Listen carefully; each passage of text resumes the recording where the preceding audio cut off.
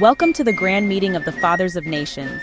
Today we, the wise and visionary leaders, will make history as we discuss how to fix our nations, or just argue about it until everyone falls asleep. Okay, maybe not like that. But Fathers of Nations by Paul B. Vitta gives us a hilarious yet painfully realistic look into what happens when African leaders gather to save the continent.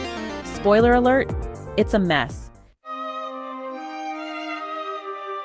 Picture this, 50 heads of state, the big bosses of Africa, all gathered at the luxurious Pinnacle Hotel in Banjul, Gambia.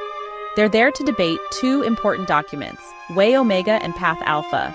Now you might think, finally, a solution for Africa's development challenges, but not so fast.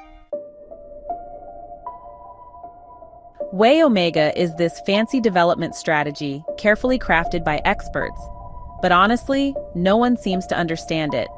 It's basically jargon for keep doing what we've been doing and hope for a miracle. Meanwhile, Path Alpha, championed by some outsiders, offers real change. But oh boy, do these leaders hate change. Flip a coin? Yeah, that sounds like a good way to decide the future of an entire continent. Yep, these fathers of nations are more interested in staying in power than actually fixing anything. They're all either clueless, corrupt, or too old to care.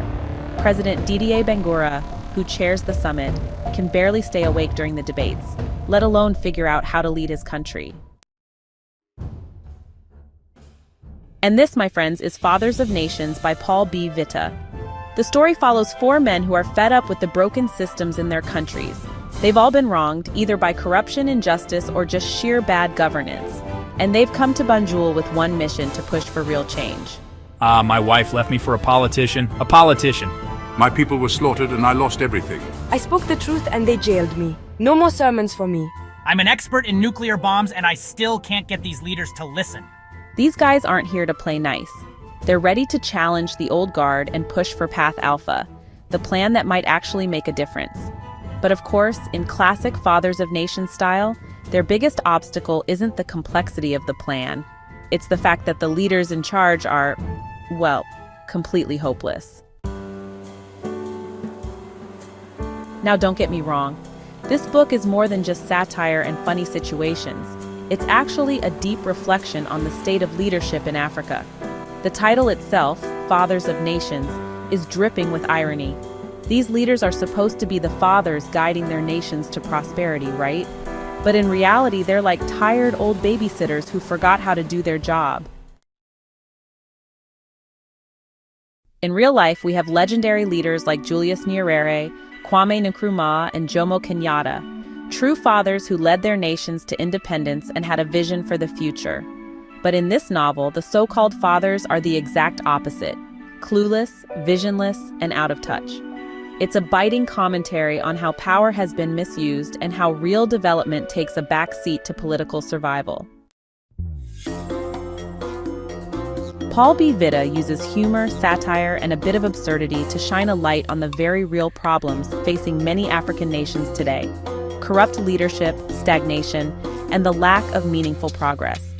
His characters, like Professor Kamani, Pastor Chiamaka, and the others, are the voices of frustration, ordinary citizens who've been crushed by their governments but are still hopeful for change.